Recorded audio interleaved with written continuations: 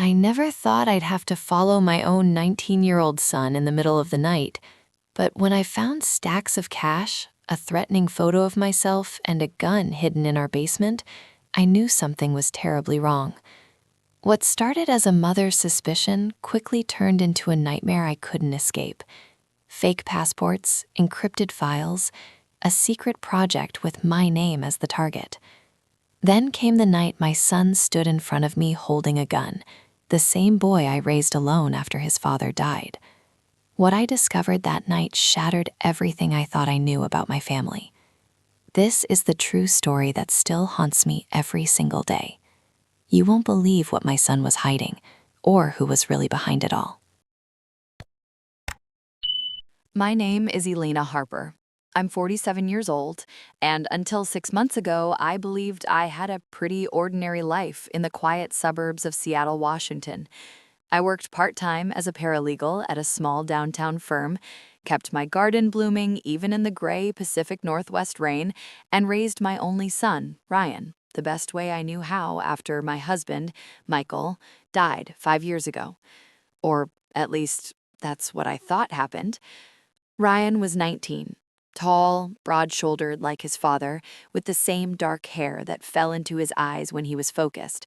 He was the kind of boy, no, young man, who still said please and thank you, who carried my grocery bags without being asked, and who remembered to text me when he was going to be late from community college. Computer science major, good grades, quiet. Maybe a little too quiet sometimes, but I told myself that was normal for boys his age. They all live in their headphones and screens these days.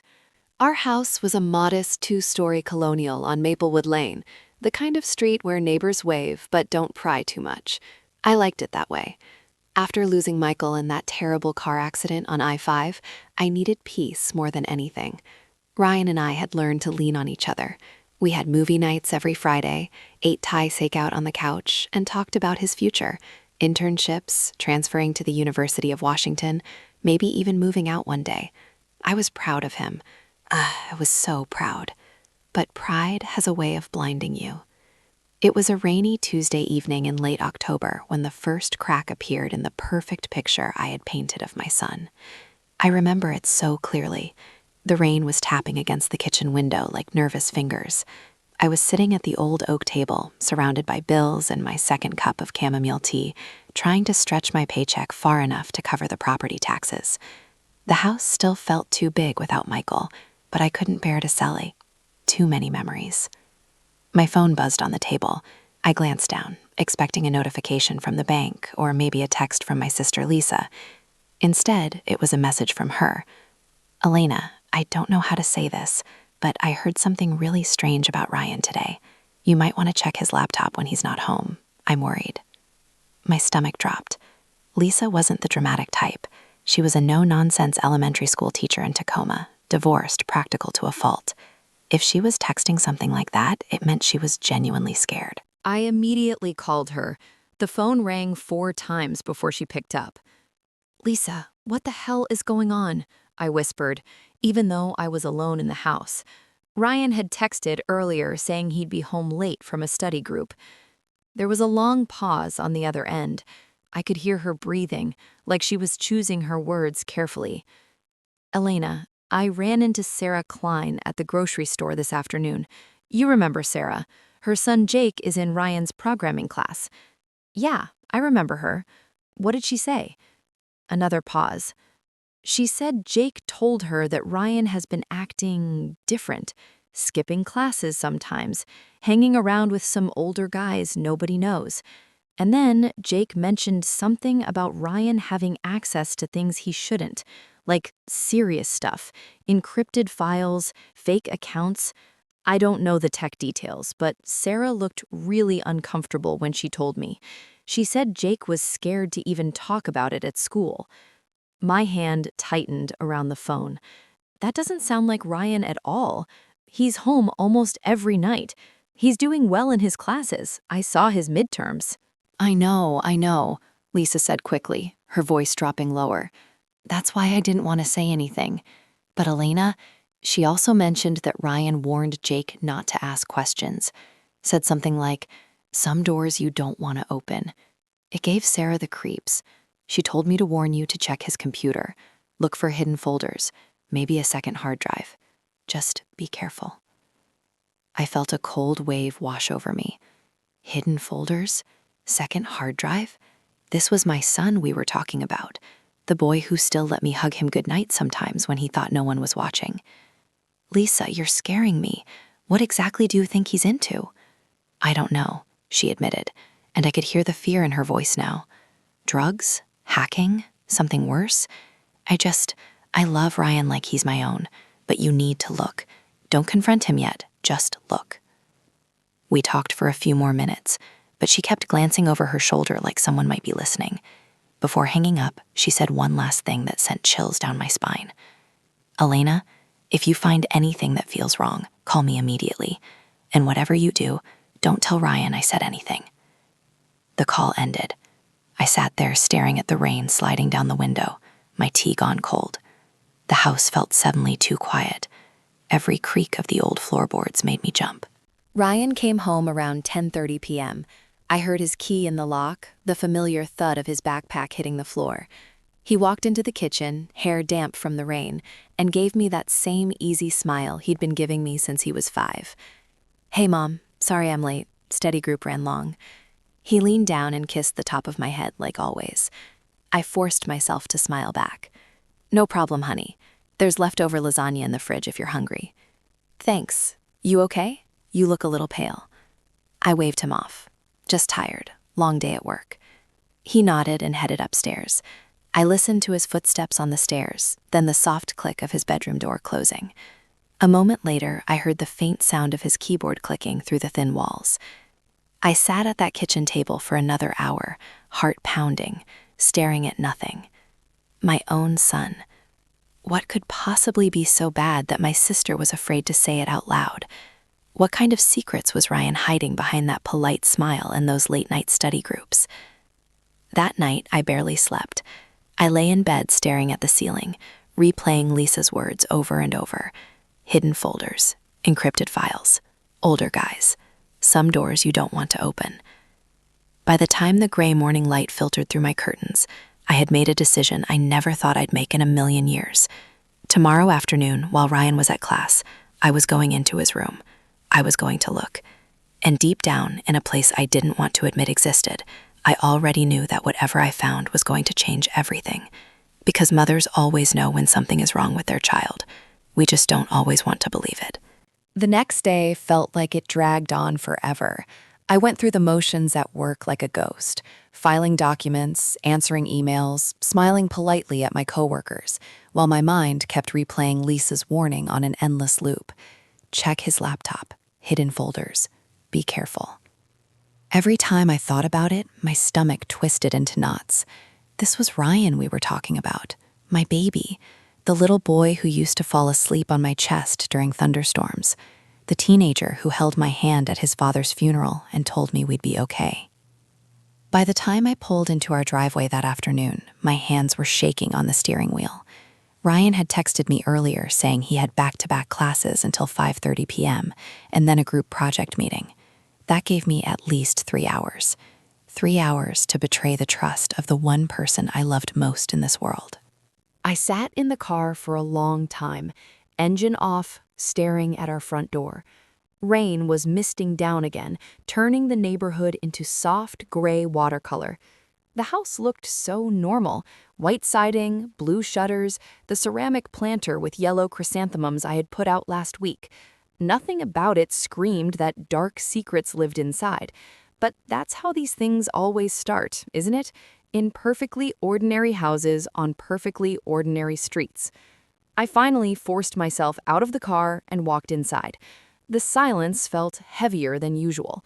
I kicked off my shoes, hung up my coat, and stood at the bottom of the stairs for what felt like an eternity. My heart was hammering so loud I could hear it in my ears. "This is crazy," I whispered to myself. "You're his mother, not some detective." But Lisa's voice kept echoing, and that uneasy feeling in my gut wouldn't let go. I climbed the stairs slowly, each step creaking under my weight like an accusation. Ryan's bedroom door was closed, as always. I paused outside it, listening, even though I knew he wasn't home. Then I turned the knob and stepped inside. The room smelled faintly of his cologne, something woodsy and clean that he'd started wearing last year.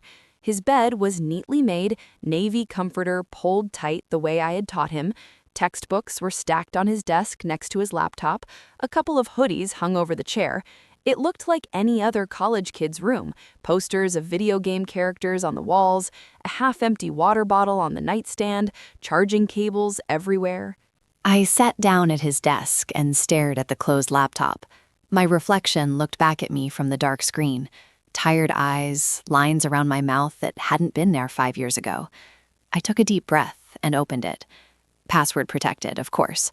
I tried the obvious ones first. His birthday, my birthday, the name of our old golden retriever Max, who died when Ryan was 12.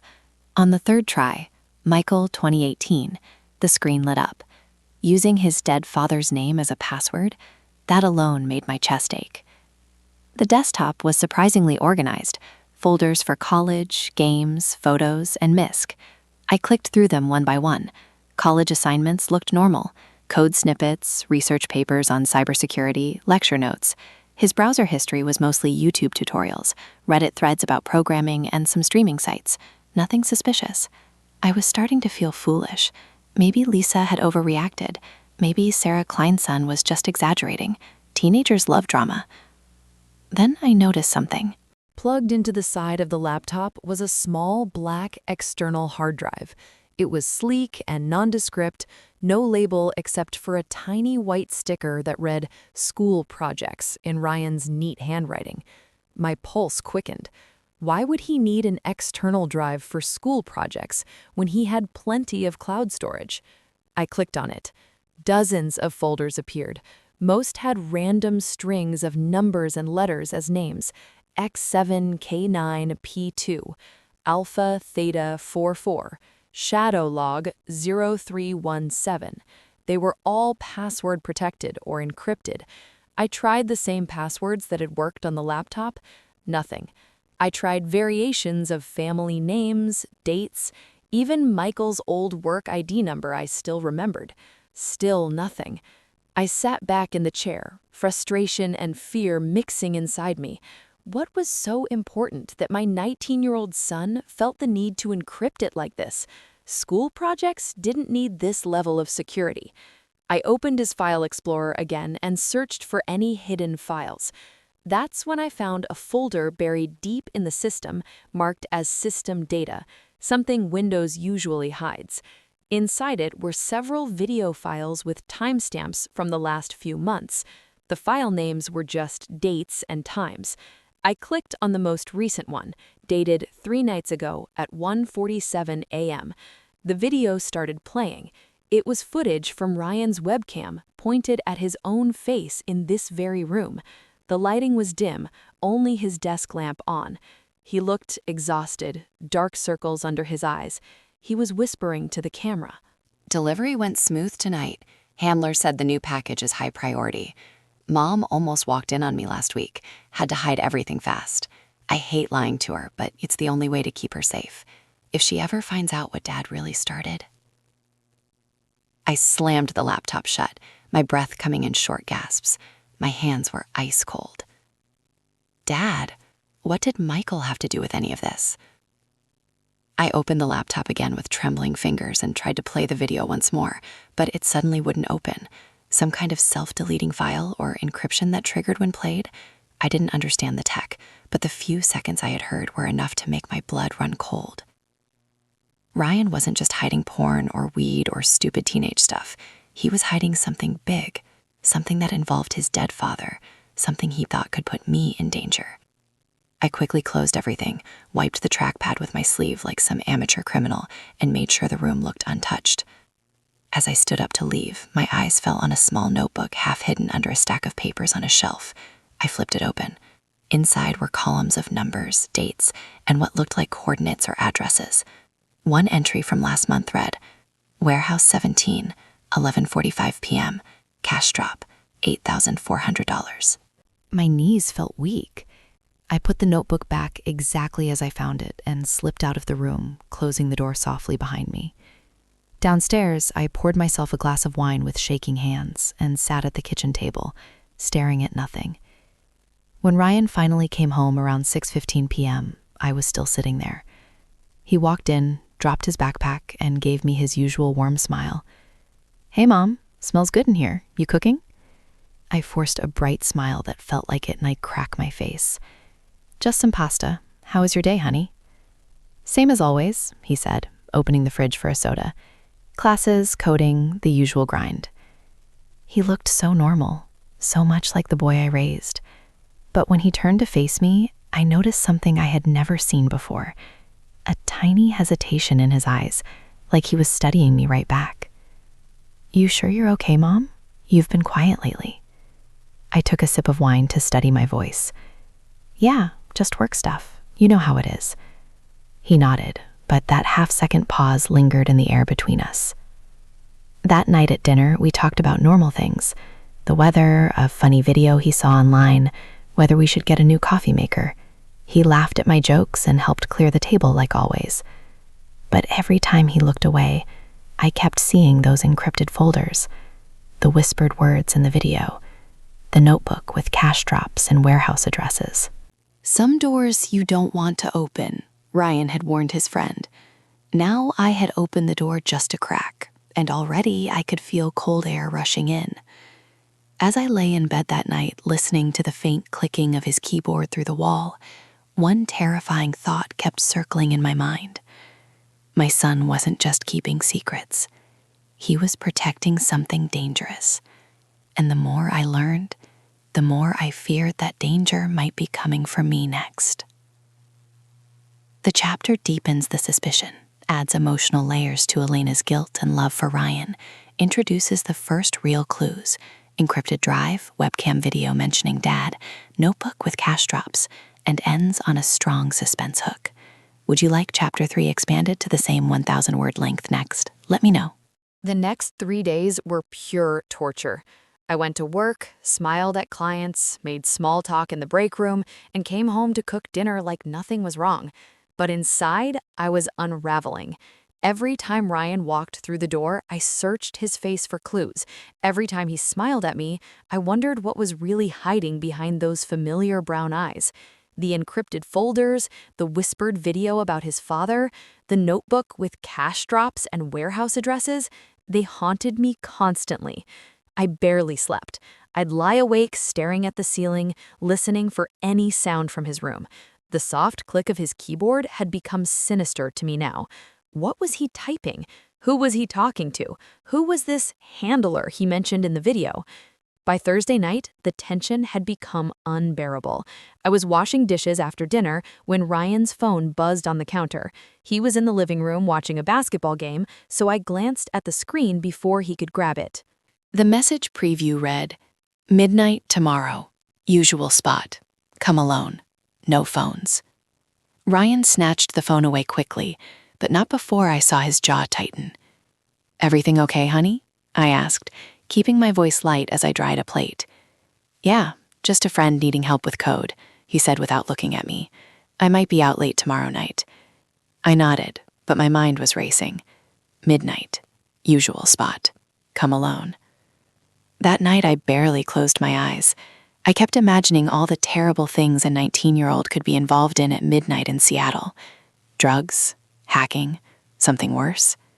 And that mention of his father in the video. Michael had been gone for 5 years. A drunk driver on I-5, they said. The police closed the case quickly, but now I wasn't sure of anything anymore. Friday dragged on even slower than the previous days. At work, I spilled coffee on important documents and apologized profusely to my boss.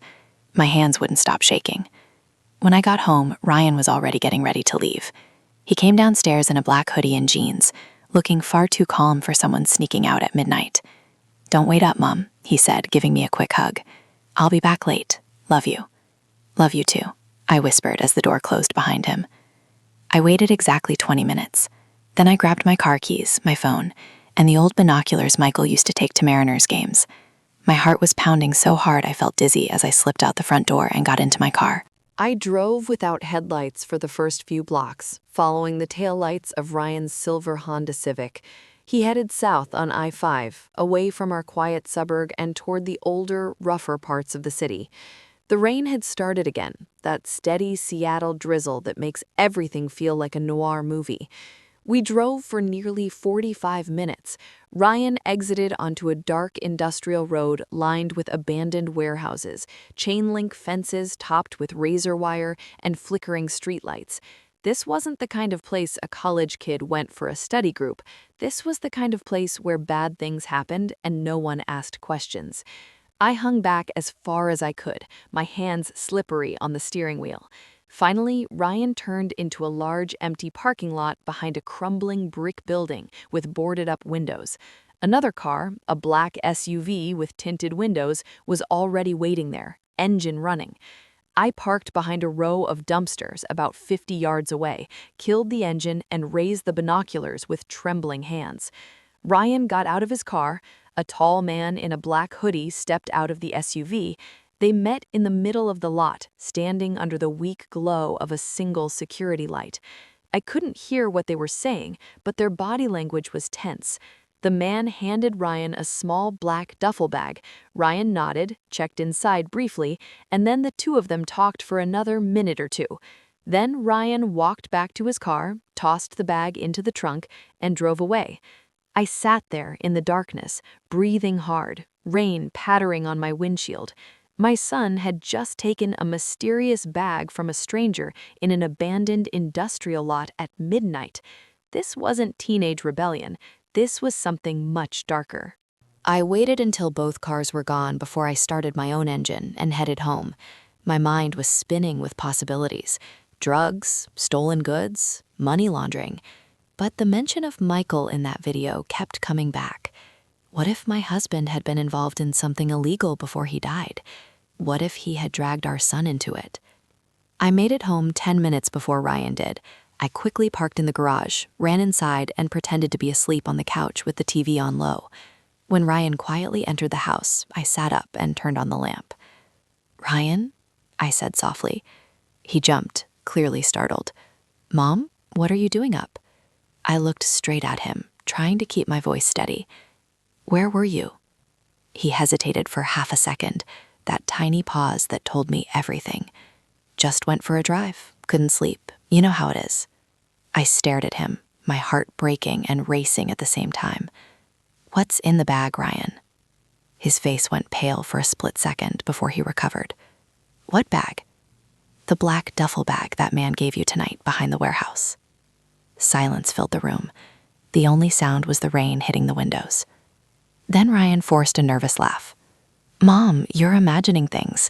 I think you need more sleep. Maybe you're stressed from work." He walked past me toward the stairs, but I grabbed his arm gently.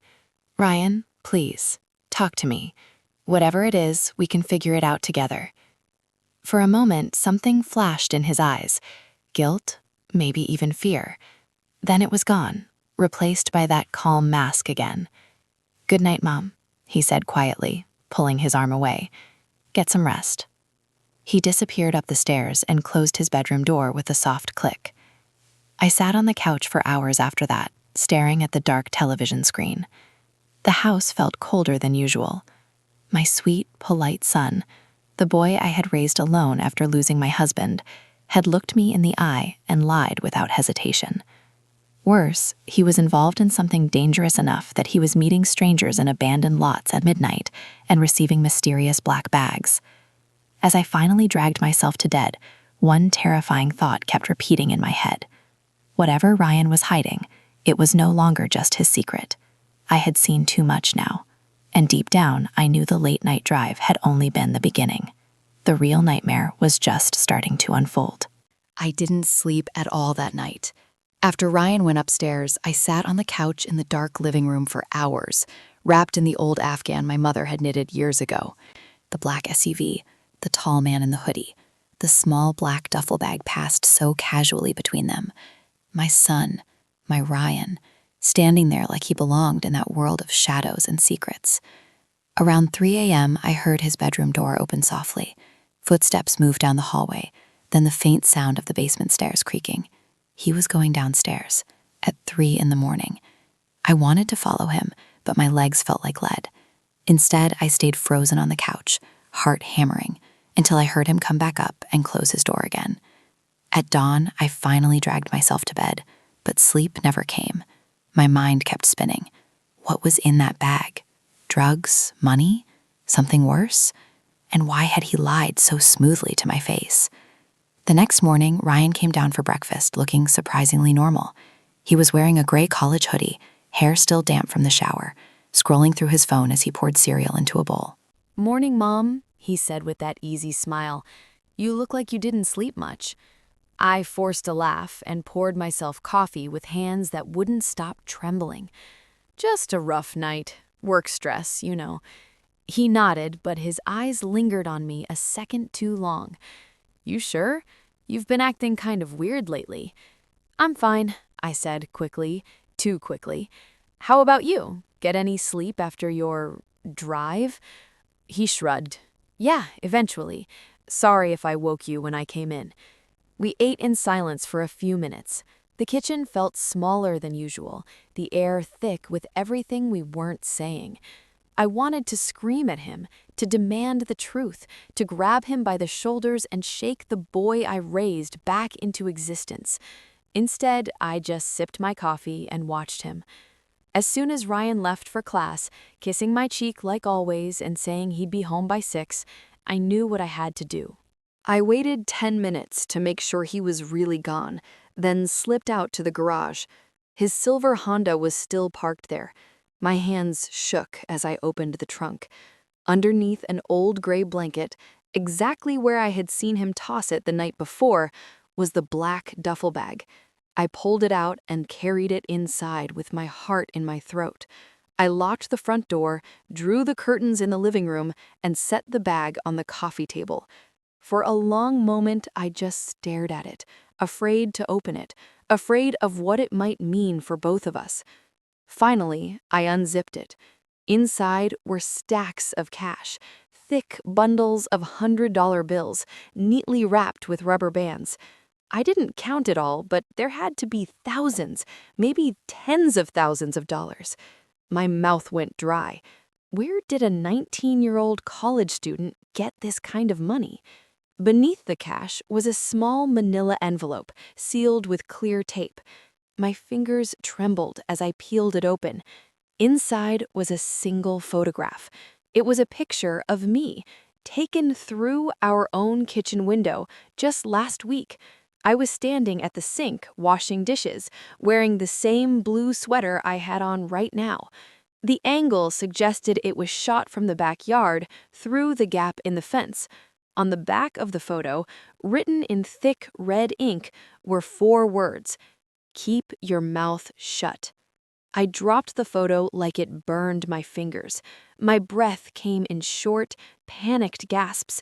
Someone had been watching me, photographing me in my own home, and they had given the picture to my son along with all this cash. What did that mean? Was Ryan protecting me, or was he part of the threat? I quickly put everything back exactly as I found it. The stacks of cash in the same order, the photo in the envelope, the blanket folded the way it had been.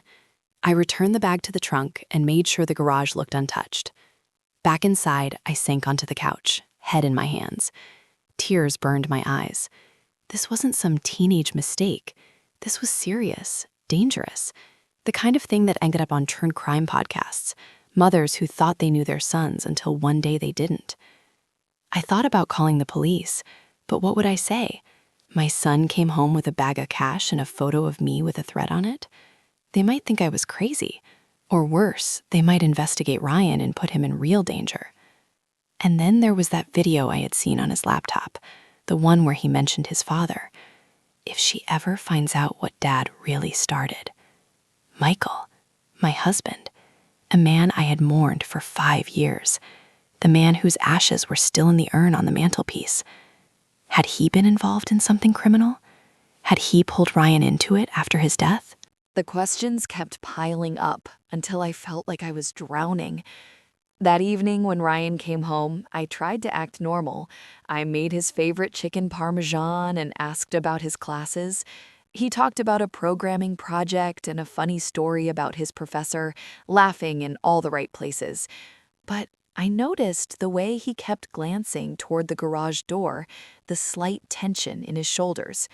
After dinner, as I was loading the dishwasher, he came up behind me. "Mom," he said quietly, "is everything okay? You seem distracted." I turned around and looked at my son, really looked at him. He was so tall now, almost the same height his father had been. Same strong jaw, same kind eyes. But there was something new there, something guarded and older than his 19 years. "I'm just worried about you, Ryan," I said softly. "You've been out late a lot, coming home at strange hours. If something's going on, you can tell me. I'm your mother. I love you no matter what." For a moment, his mask slipped. I saw real pain flash across his face. Guilt, love, and something that looked almost like fear. Then the mask returned. "I'm fine, Mom. Really. You worried too much." He gave me a quick hug, but it felt different now. Tighter, almost desperate. "Just trust me, okay?" He went upstairs to his room, and I stood there in the kitchen with tears silently running down my cheeks. That night, I locked my bedroom door for the first time in my life. I lay awake listening to every sound in the house. The bag was still in his trunk. The photo with the red warning was still there. And somewhere out in the darkness, someone was watching me, watching us. I didn't know who to trust anymore. Not the police, not even my own son.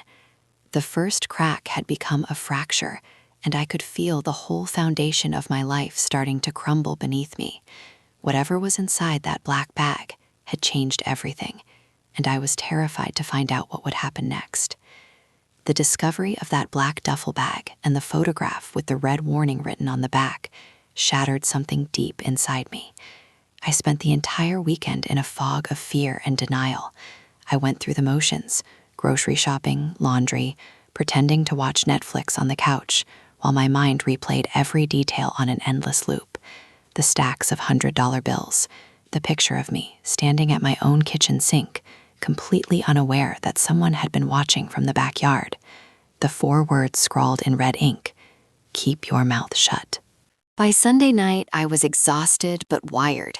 Sleep felt impossible. Every shadow in the house looked like a threat. Every car that drove down our quiet street made me peek through the blinds. Ryan seemed to sense the shift in me.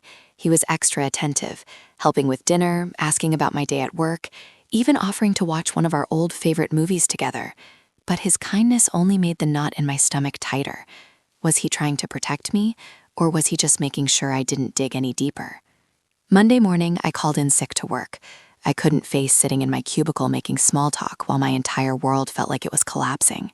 Instead, I sat at the kitchen table with a cold cup of coffee, staring at my phone.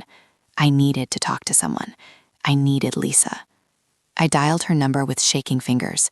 She answered on the second ring, her voice hushed like she was at school between classes. "Elena, are you okay? You sound terrible." "No," I whispered, even though I was alone in the house. "I'm not okay. I found the bag, Lisa, the black duffel bag from that night. It was full of cash, thousands of dollars, and there was a photo of me inside, taken through our kitchen window. On the back it said, 'Keep your mouth shut,' in red ink." There was a long silence on the other end. I could hear faint voices of children in the background, then the sound of a door closing as Lisa moved somewhere private. "Oh God, Elena," her voice cracked. "I was hoping you wouldn't find anything. I shouldn't have said anything that night. I'm so sorry." "Lisa, what is going on? You have to tell me everything you know. Ryan is my son. I deserve the truth."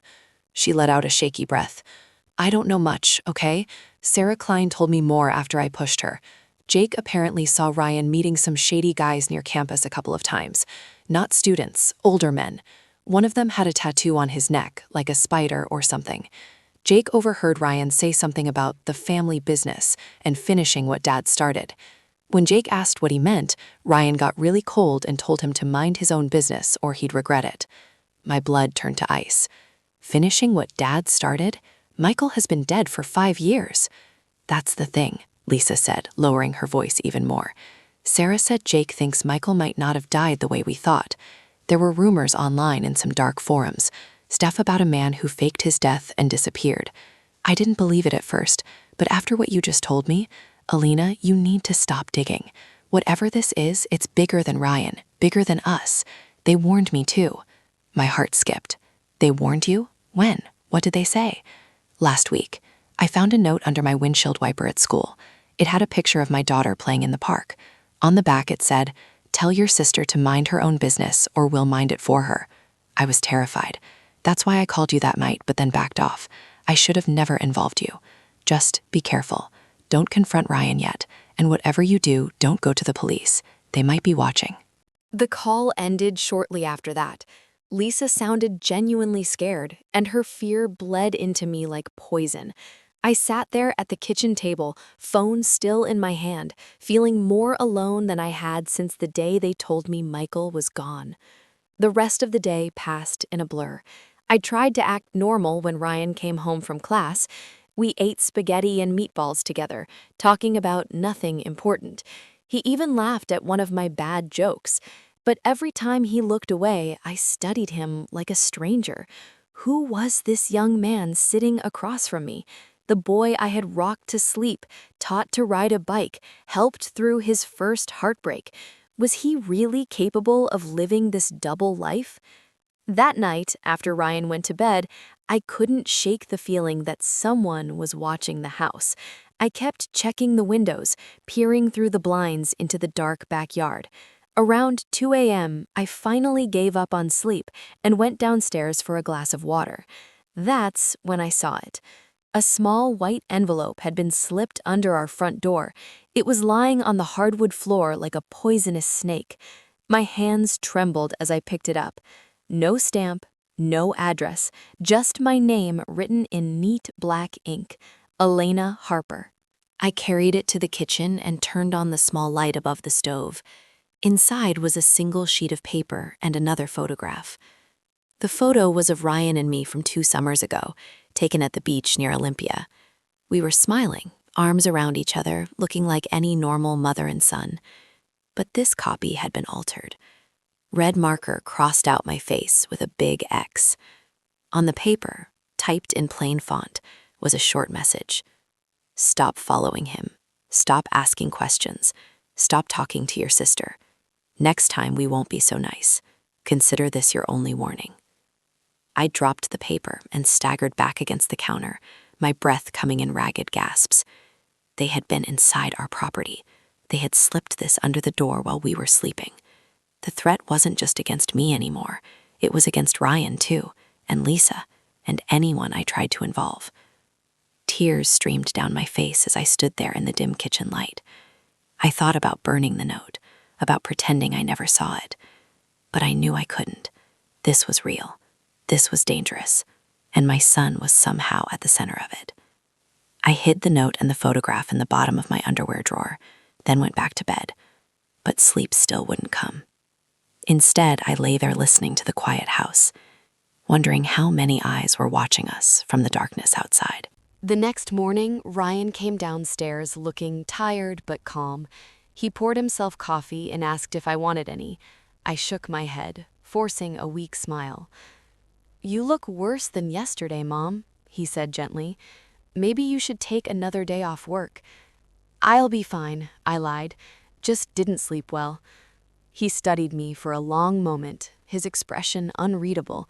Then he set his mug down and walked over to hug me. "I love you, Mom," he whispered against my hair. "I really do.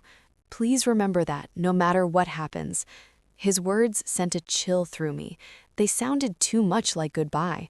As he grabbed his backpack and headed out the door for class, I stood at the window watching him drive away. The white envelope and its warning burned in my mind like a brand. They knew I had followed him. They knew I had opened the bag. They knew I had talked to Lisa. And now they were warning me to stop. But how could I stop? Ryan was my son, my only child, the last piece of family I had left in this world. I couldn't walk away. Not yet.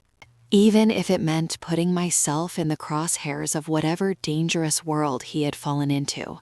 The warning had been delivered, but instead of scaring me into silence, it only made my determination stronger and my fear deeper. Whatever they were, they had just made a mistake. They had threatened the wrong mother, and I was no longer willing to sit back and pretend everything was normal. The game had changed, and I was terrified of what move would come next. The warning note and the crossed-out photograph of Ryan and me stayed hidden in my underwear drawer, but they haunted every waking moment. I barely ate. I jumped at every sound.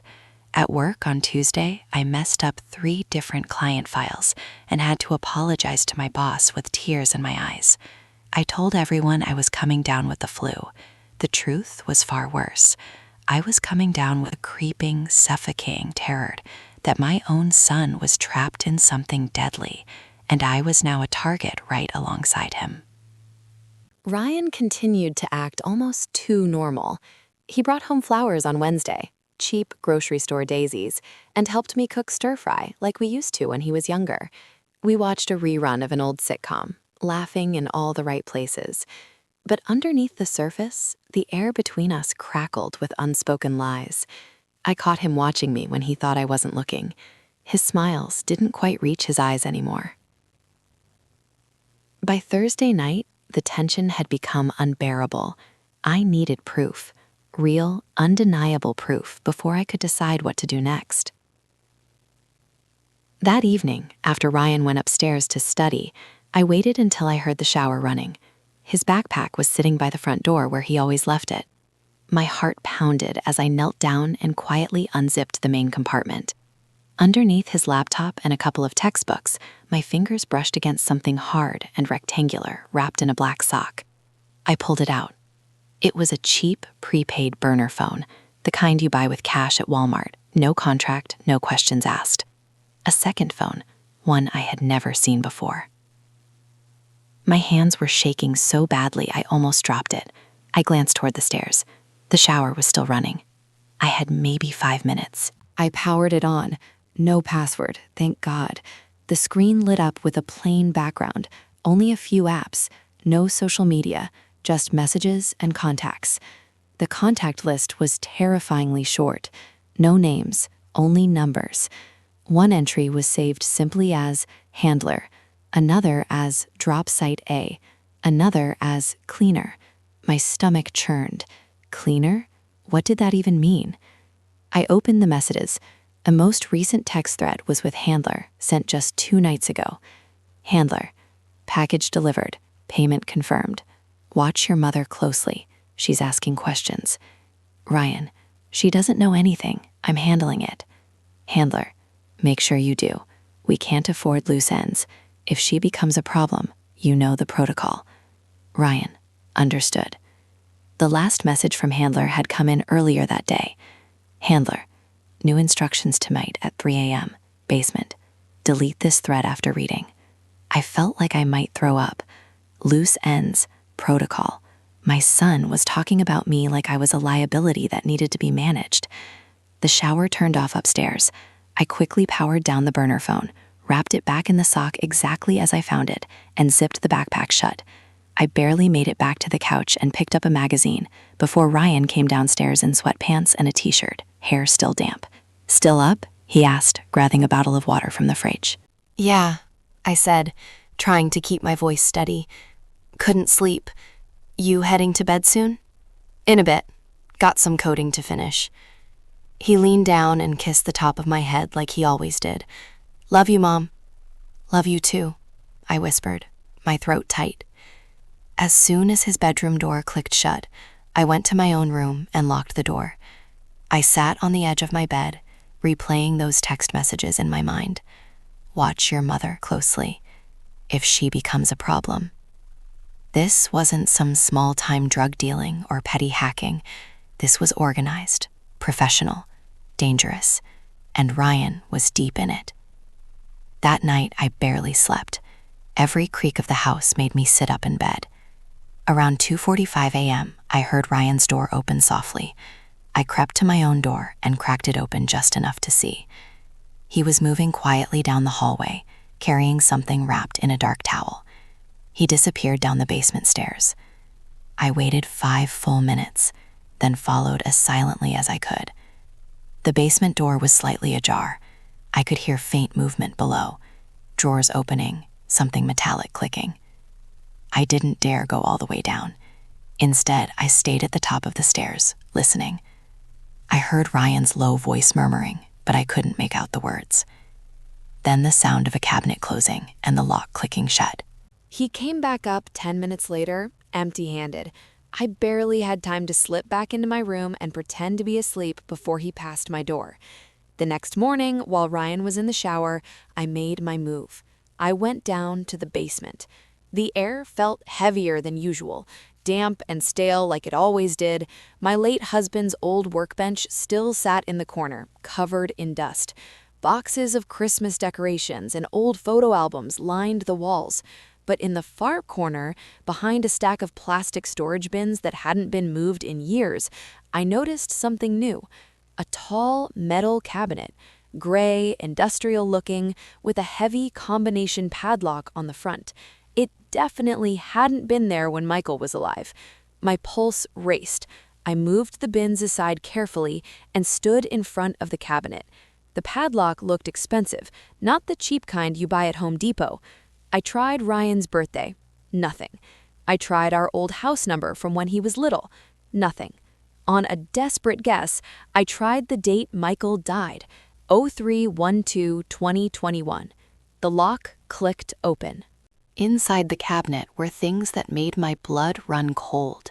Several fake passports with Ryan's photo but different names.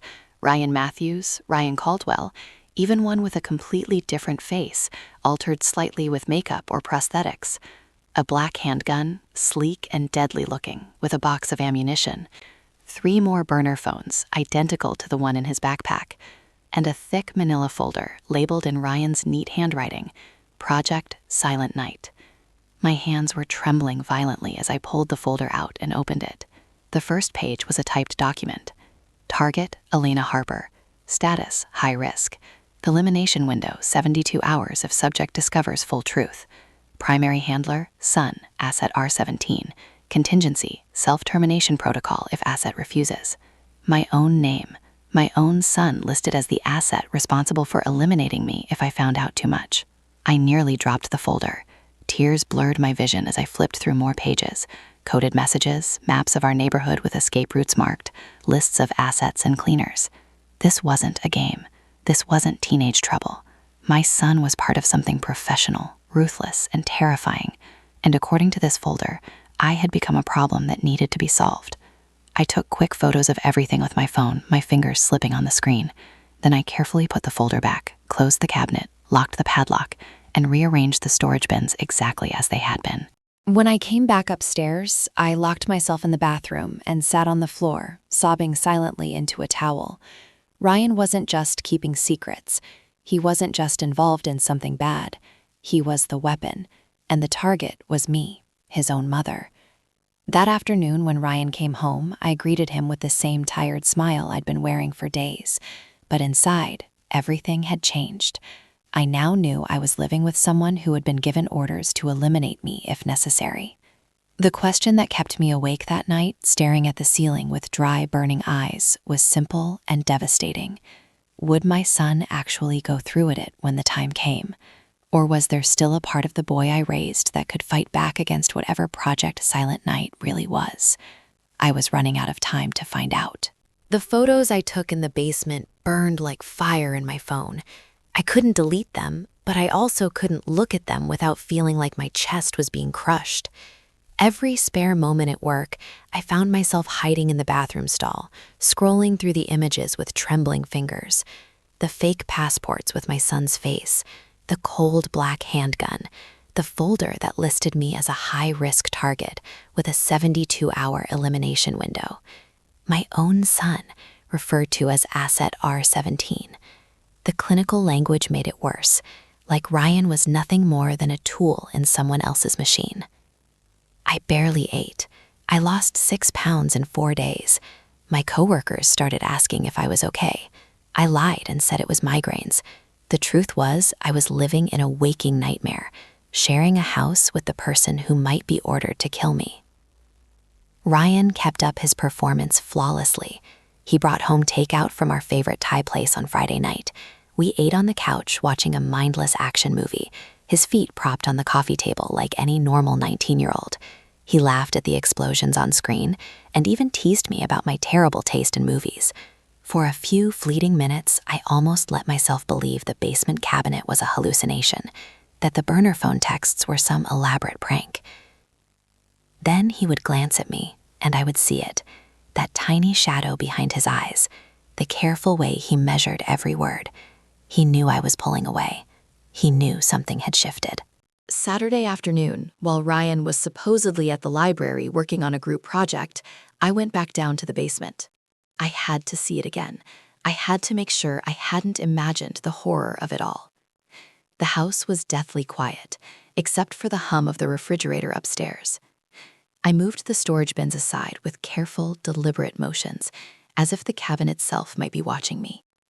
The combination lock opened on the same date, 03/12/2021, the day they told me Michael had died in that fiery crash on I-5. The click of the lock sounded louder than a gunshot in the silent basement. I pulled the thick folder out again and sat on the cold concrete floor, legs crossed like I used to do when Ryan was little and we'd have picnics in the backyard. My hands shook as I turned the pages slowly, forcing myself to read every line this time. Project Silent Night wasn't just a code name, it was an operation, a detailed multi-year plan that had started long before Michael's supposed death.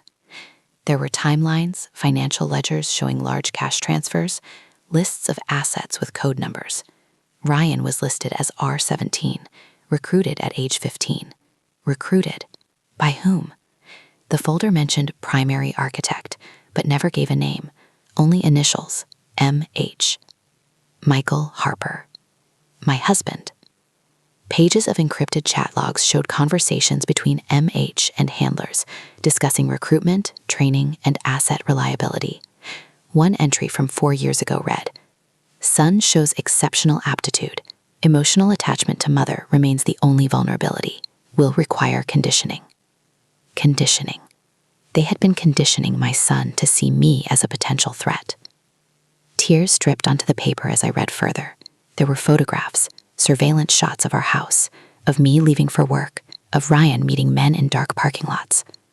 One image showed Michael, alive, looking older with a beard and different haircut, standing next to Ryan outside that same abandoned warehouse I had followed him to. The timestamp was only 18 months ago. Michael was alive. The man I had mourned, the man whose ashes I kept on the mantle, the man I had cried over for 5 long years, he had faked his death and dragged our son into some shadow world of crime, contracts, and silence. I felt bile rise in my throat. I had to put the folder down and breathe deeply to keep from vomiting on the basement floor. Why? Why would Michael do this? We had a good life. Not perfect, but stable. He had a decent job in logistics. We took family vacations to the Oregon coast. Ryan worshipped him. What could possibly have been worth abandoning us and turning our son into a weapon? Deeper in the folder were contingency plans.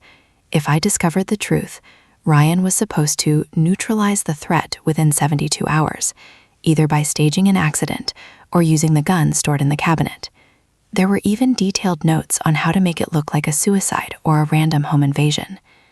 My own son had been given instructions on how to kill me cleanly.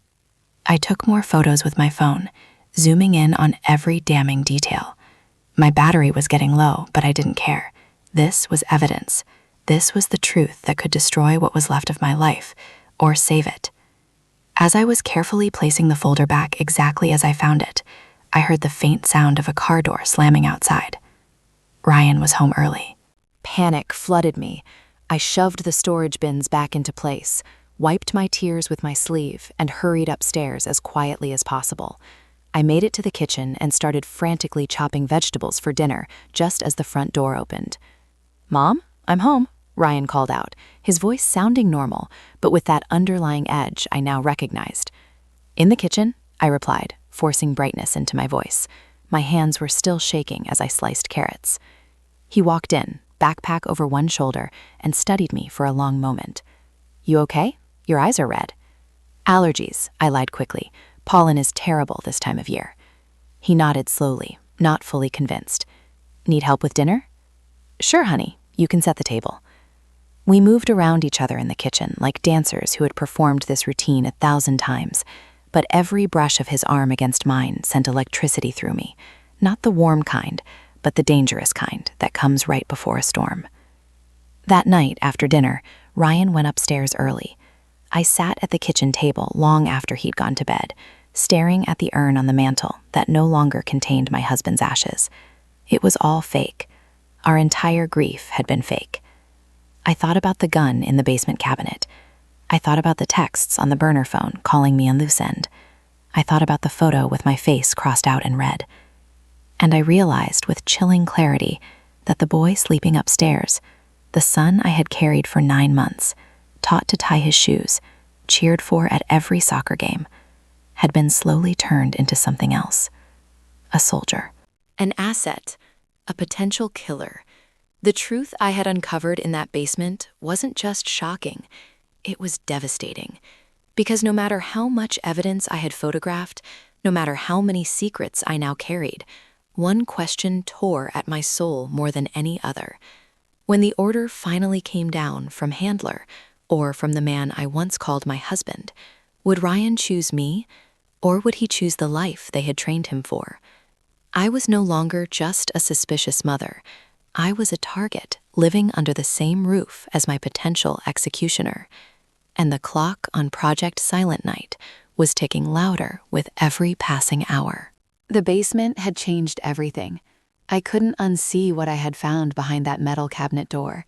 Fake passports with my son's face staring back at me under different names, the sleek black handgun, the thick folder labeled Project Silent Night that listed me, Elena Harper, his own mother, as a high-risk target to be eliminated within 72 hours if I learned too much. And worst of all, the evidence that my husband Michael, a man whose ashes I had mourned for 5 years, was still alive and had been the one pulling the strings. I spent the next 2 days in a haze of terror and grief.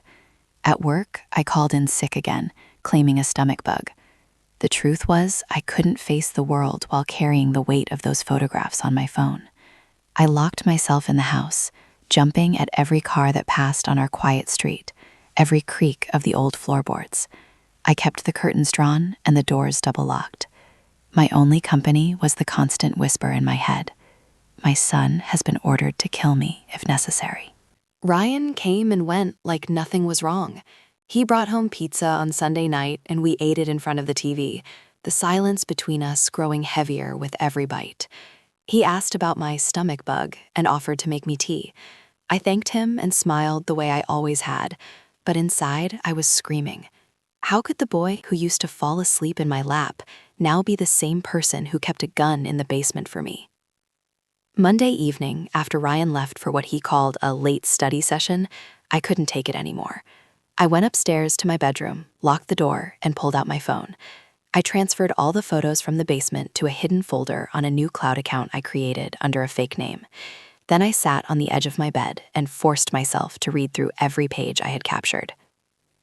The folder was meticulous. Project Silent Night wasn't some amateur scheme. It was professional, layered, and terrifyingly organized. There were timelines going back 6 years. Michael had apparently been recruited into some kind of underground network, smuggling, corporate espionage, or something even darker, while working in logistics. He had faked his death to disappear cleanly and avoid law enforcement. But instead of leaving us behind for our safety, he had slowly pulled Ryan in. One document detailed Ryan's recruitment phase, starting at age 15. Michael had begun with small tasks, delivering packages, running errands, learning basic surveillance. Then came the conditioning. Pages of notes described how they taught Ryan to compartmentalize, to separate his family life from his asset life. They knew his biggest weakness was his attachment to me. There were psychological evaluations. Mother remains primary emotional anchor, must be monitored, potential leverage or liability. My hand shook as I scrolled further. There were chat logs between Michael and someone called Handler. In one exchange from 3 years ago, Michael wrote, "The boy is ready. He understands the stakes. If the mother interferes, he will handle it. Family bonds can be broken with the right pressure." Another message, more recent, Asset R17 has shown hesitation regarding Target E. Recommend increased conditioning or replacement if loyalty wavers. They were talking about breaking my son, turning him against the woman who had raised him alone after his father died. I felt sick. I had to put the phone down and breathe deeply to stop myself from throwing up. Michael hadn't just abandoned us. He had weaponized our son. He had taken the sweet, quiet boy who loved building Legos and playing video games and turned him into something cold and efficient.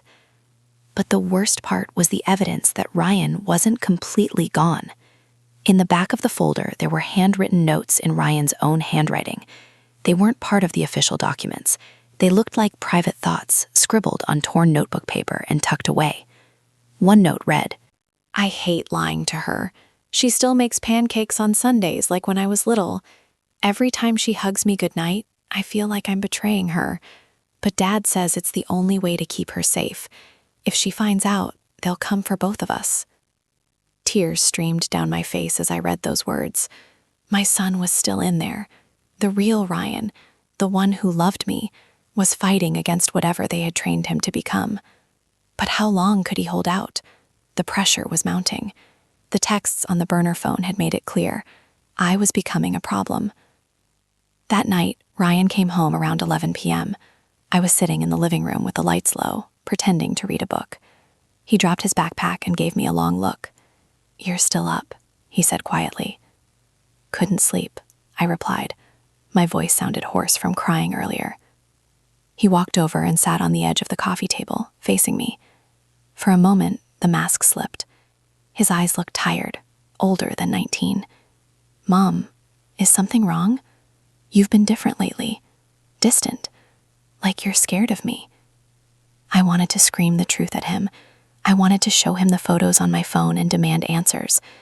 Instead, I reached out and touched his hand gently, the way I used to when he was little and had nightmares. "I'm just worried about you, Ryan. You seem burdened, like you're carrying something too heavy for one person." He looked down at our hands. His fingers tightened around mine for a second, a real, desperate grip, before he pulled away. "I'm handling it," he said softly. "Some things are better if you don't know. Trust me on this." "Ryan," I whispered, my voice breaking. "Whatever it is, we can face it together. I'm your mother. Nothing you tell me could make me stop loving you." For one fragile moment, I saw the boy I raised. His eyes filled with tears, he quickly blinked away. He opened his mouth like he might finally confess everything. Then his phone buzzed in his pocket. He glanced at the screen, and the mask slammed back into place. "I have to take this," he said, standing up quickly. "Good night, Mom. Get some sleep." He disappeared upstairs. I heard his bedroom door close, and a faint sound of him talking in a low voice. I sat there in the dim living room for hours afterward, staring at the urn on the mantel that no longer held my husband's ashes. Everything I thought I knew about my family had been a lie. Michael was alive, Ryan was trapped, and I was the loose end they wanted tied up. The truth was unraveling faster than I could handle. I now had proof, photographs, notes, timelines. But what could I do with it? Going to the police might get Ryan arrested or killed. Running away might trigger the elimination protocol. Staying meant living with a son who had been given orders to neutralize me. As the clock ticked past midnight, one terrifying realization settled over me like a cold blanket. I couldn't keep pretending anymore.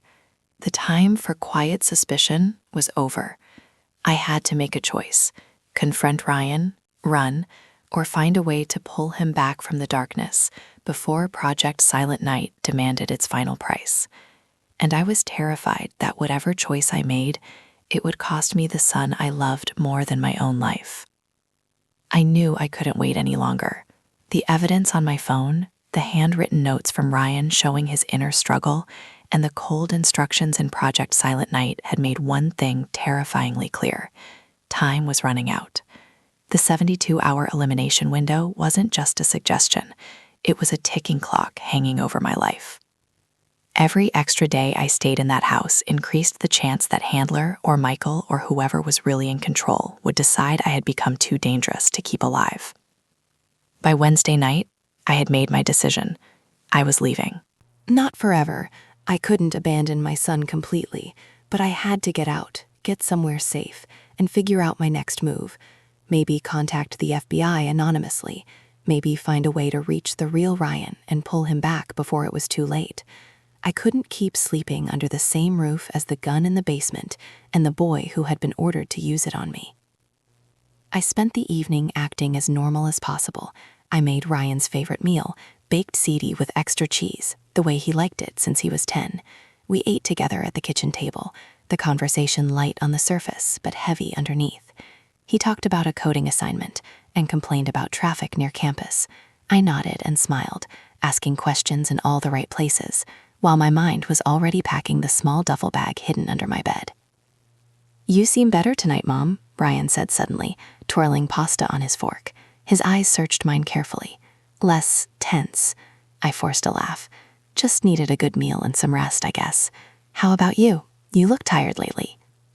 He shrugged, but I saw the flicker of something dark across his face. "Lots on my mind. School, future stuff, you know." We finished dinner in relative silence. After we cleared the table, Ryan gave me a long hug, tighter than usual, his arms lingering around my shoulders.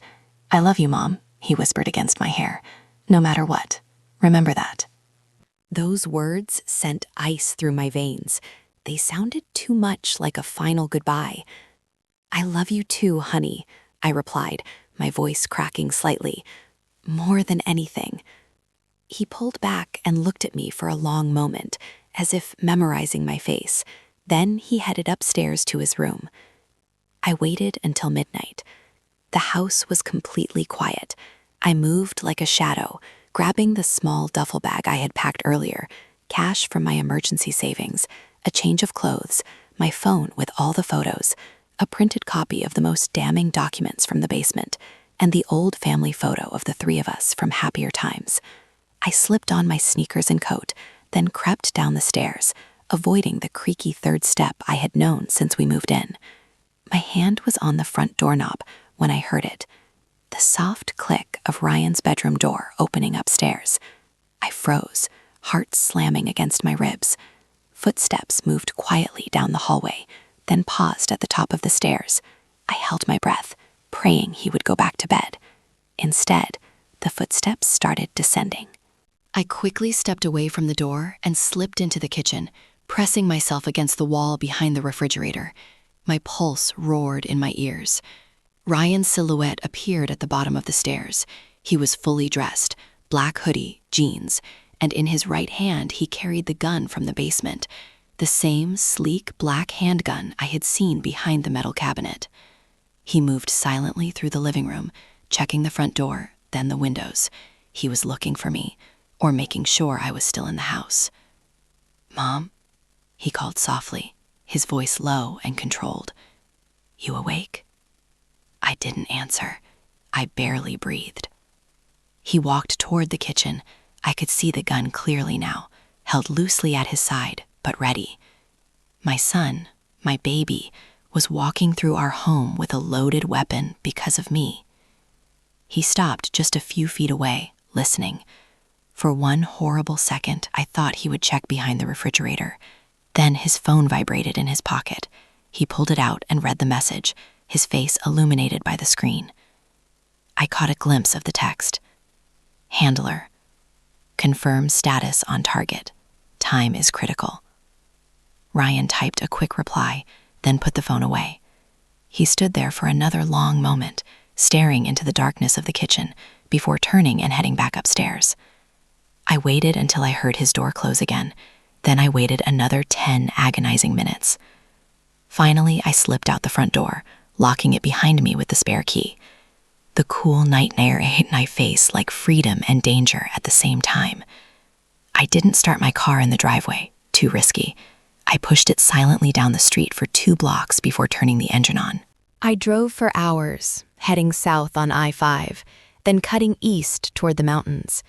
I stopped only once at a 24-hour gas station to fill up and buy coffee. My hands shook as I paid cash.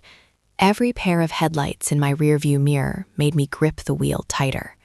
Around 4:30 a.m., I pulled into a cheap motel off a rural highway near Olympia. I paid in cash for 2 nights under a fake name and collapsed onto the hard bed, fully clothed. Sleep didn't come easy. Every sound outside, a car door, footsteps, even the wind, made me sit up in panic. I kept checking my phone, half expecting a message from Ryan or a call from an unknown number. At 6:17 a.m., my phone buzzed. It was a text from Ryan's regular number. "Mom, where are you? I woke up and you're gone. Please call me. I'm worried." I stared at the message, tears filling my eyes. Part of me wanted to reply, to tell him I loved him and beg him to come with me. But I knew better. That phone could be monitored. Replying might lead them straight to me. Instead, I turned the phone off and removed the SIM card. I spent the entire day in that motel room, pacing, crying, and trying to make a plan. I had the evidence, I had the photos, but who could I trust? The police might arrest Ryan immediately. The FBI might take months. And Michael, wherever he was, clearly had connections that reached deep. Around 9 p.m. that night, there was a soft knock on my motel room door. I froze, heart leaping into my throat. I hadn't told anyone where I was. I grabbed the small pepper spray I had brought and approached the door quietly. "Mom, it's me." Ryan's voice, low, urgent, broken. I looked through the peephole. He was standing there alone, no gun visible, hands empty, eyes red-rimmed like he hadn't slept. "I know you're in there," he said quietly. "I tracked your car's GPS before you left. Please open the door. I'm not here to hurt you. I couldn't do it. I never could." My hand hovered over the lock.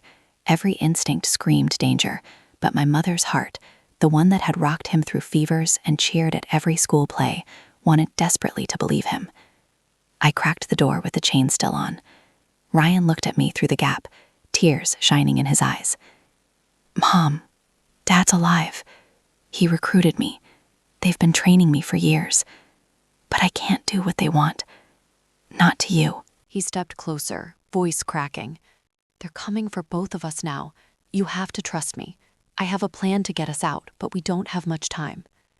I stared at my son, standing in the dim motel hallway, the boy I loved more than life itself, the same boy who had been given orders to eliminate me. In that moment, everything changed.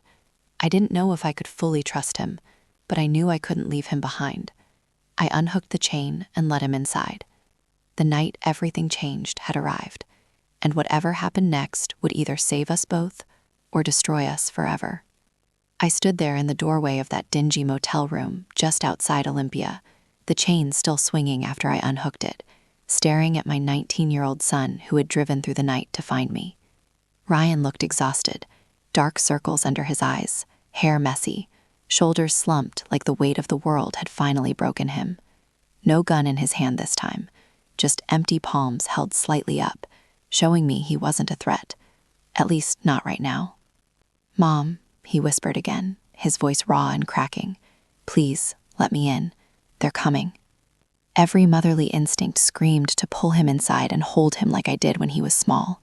But the images from the basement, the gun, the fake passports, the folder that called me Target Elena Harper and listed him as the one who had to neutralize me, flashed through my mind like warning lights.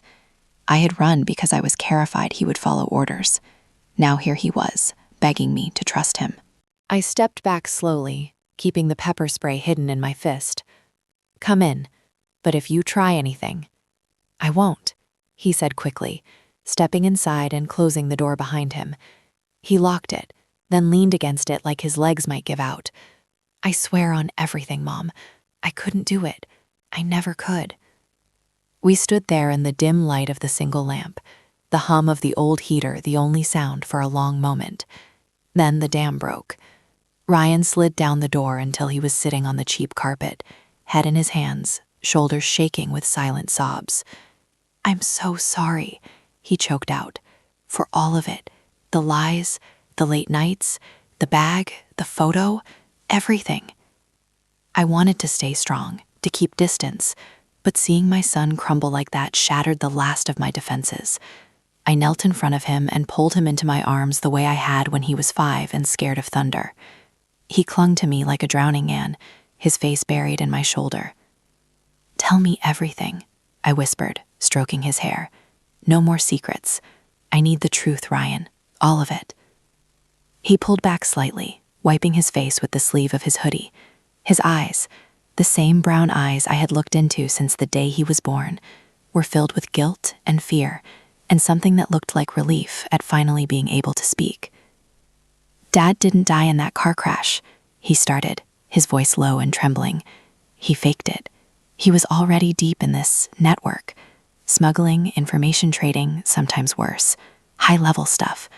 When things got too hot with the feds, he staged the accident and disappeared. But he didn't leave us completely. He contacted me when I was 15, said he needed my help to keep the family safe, that if I didn't step up, they might come after you. Ryan's hands clenched into fists on his knees. At first, it was small things, delivering packages, watching people, learning codes. He made it sound exciting, like a game. Then it got darker. Training, surveillance, learning how to handle weapons. They called me Asset R17. Dad was the one who pushed the hardest. He said emotional attachments were weaknesses, that I had to learn to compartmentalize, that one day I might have to make hard choices.